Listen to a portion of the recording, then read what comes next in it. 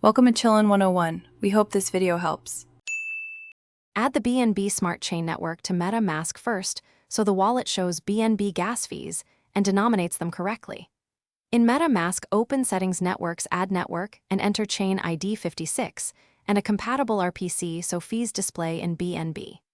After adding, switch the network from Ethereum to BNB Smart Chain using the top network dropdown.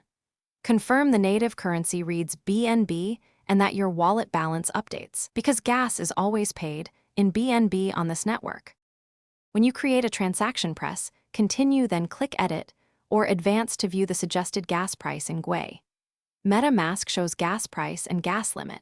A simple BNB or BP20 transfer commonly uses gas limit 21,000. To estimate cost, multiply gas limit by gas price.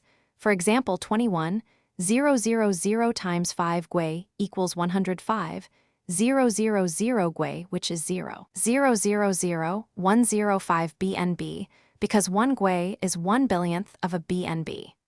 Use this calculation to preview the BNB amount you will pay. Metamask allows custom gas pricing. Choose slow, medium, fast, or enter a gas price in GUI manually to control cost and confirmation time.